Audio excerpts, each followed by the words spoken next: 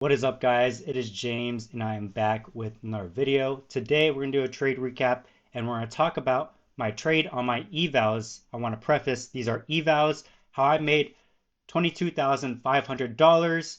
I'm taking 150K evals right now and I caught a $4,500 trade to be able to get halfway past, a little bit more halfway past on these evals. So I'm going to go ahead, show my screen real quick.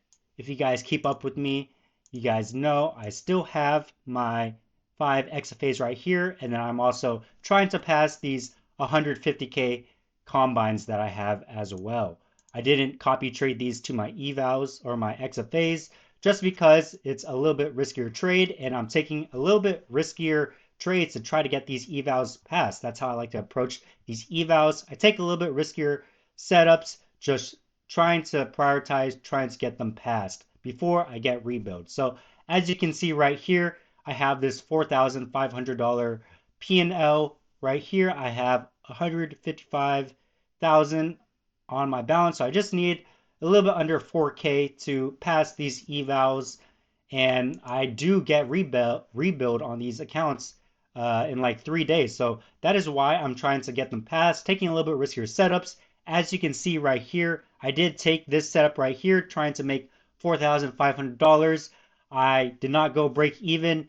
TP ended up not getting edged and we went straight back to my stop loss. So I ended up taking a short right here and I had a profit a little bit more than $4,500 just to make up for this loss. And we came out with a profit of $4,500 total. This was the main draw on liquidity right here, but I did not have to drag out my TP that far in order to keep the consistency rule. So we're going to go over, this was taken in London session actually. So not my typical trades, but it was taken in London session. So we're going to go over it real quick. So let me go ahead, remove all my drawings, and we're going to go back to London session last night. So let's take a look, bar replay to last night, Tuesday, right here. All right, so this is where we were currently sitting. I'm not going to go over the losing trade, just showing you guys that I did, just to be full transparent, I did take a loss on that first trade, but I'm just going to go over my second trade that ended up playing out. So this is where we currently were sitting. As you can see, we are in bullish market structure. Higher time frame is making higher highs, higher lows, higher highs. So you can expect a continuation higher. That is why I took my first trade. I believe that we could possibly continue higher. So that's why I took a long. But after taking that loss, I went ahead and switched my bias. And here is why I switched my bias. If we take a look, 6 p.m. So let's go ahead and go to market where I took my trade. So as you can see right here, we are within this range right here, but where is price currently? Price is currently sitting at previous day equilibrium right here. As you can see, previous day equilibrium, and we're actually on the 1 hour time frame showing signs of rejection. Look at the 15-minute time frame right here. Price is rejecting off of previous day equilibrium. Coming to this 1 hour again. Actually, let's come to the 4 hour time frame.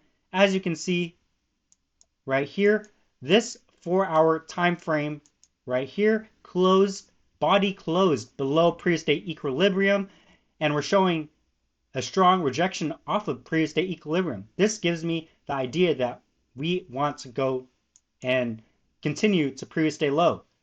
So what do I look for? I look for shorts. Where can we possibly take a short? We have this 1 hour fair value gap that I use as sort of a condition to go short. So let's go to the 5-minute time frame. Let me actually bar replay a little bit more. Right here. So looking at this right here, we are sitting in this 1 hour fair value gap. This is where I got stopped out on my first trade. I took a trade along right here. I had my stop loss below this low right here, and I extended my TP just to $4,500, hoping that it hit. And I did not go break even, and I ended up taking a loss right here once price failed to continue higher past previous day equilibrium. So we were sitting in this 1 hour gap, and I want to see if we would displace through this 1 hour gap. Going to the 15-minute time frame, as you can see, we had this 15-minute gap right here, and we got a nice retrace into it. Now that we got a retrace and we had this 1 hour gap, I was anticipating some sort of displacement lower, and if we got some sort of displacement lower, that would give me conviction that we're going to inverse this 5-minute gap or this 1 hour gap right here. I want to see a strong 5-minute closure below something like this, where we would close strong. I want to see, that was my condition. I want to see a strong 5-minute close. I wasn't taking entries on the 1 minute. During Asia and London, price moves a little bit slower compared to New York AM session. So I want to see a 5-minute close. I was entering off the 5-minute time frame. So I'm anticipating this 15-minute, hoping that it holds, and I want to see a 5-minute strong displacement candle.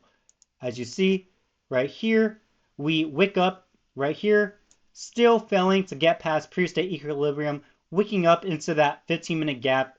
And after seeing this wick, I'm waiting for some sort of 5-minute confirmation candle that we want to continue lower. Play mother counter, still hesitating to break that 15-minute gap.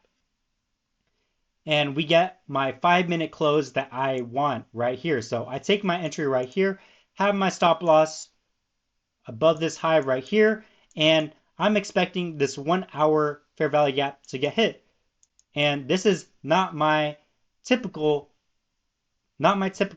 trade, because I trade more one-to-one RR trades, but knowing that I am trying to get my evals passed, I'm going for higher RR trades, and I target this low right here. All the right here. This gives me, this was a $6,000 TP trade. I lost about 1.7K on this trade, and my TP was 6.2K. I went in with 4 minis right here. So what was my stop loss? 4 minis, 20, 80 times, what was my stop loss? 22.25. So I had another stop loss of $1,780, trying to make 6.2K so that my overall P&L would be $4,500, just to follow consistency rule. And my plan was not to go break even. My rebuild date is coming up soon. So my plan was to either I lose these evals, or I pass, or I get into good profit with these evals. So play this out right here, and I usually go break even at internal lows right here. I saw that we inverted this 1 hour gap, which was a good sign, and I was just going to let this ride out. It's either hitting stop loss or hitting TP.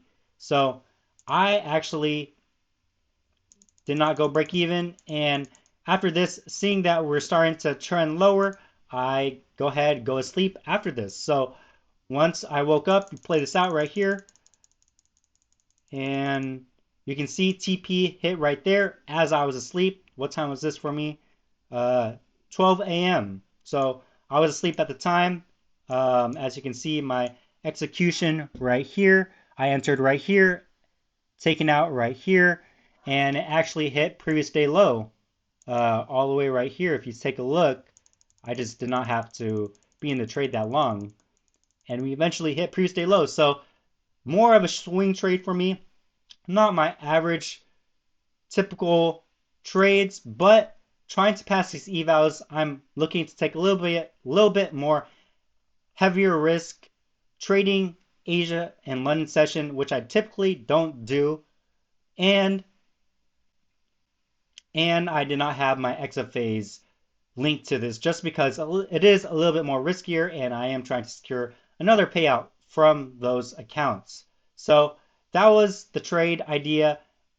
Big component is just seeing that previous day equilibrium is getting respected, and it looks like price wants to continue lower. Price does not want to push past previous day equilibrium. If you look at the higher time frame, I always base my trades off of the higher time frame. As you can see, higher time frame closed below previous day equilibrium perfectly right here, showing rejection, does not want to go higher, and we are reversing lower. Where can we reverse to? Possibly previous day lows. So always take your trades with draw liquidity in mind. What is the trend? What gaps are getting respected?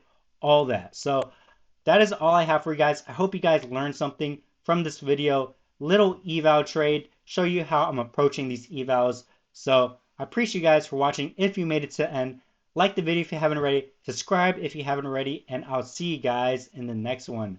Peace.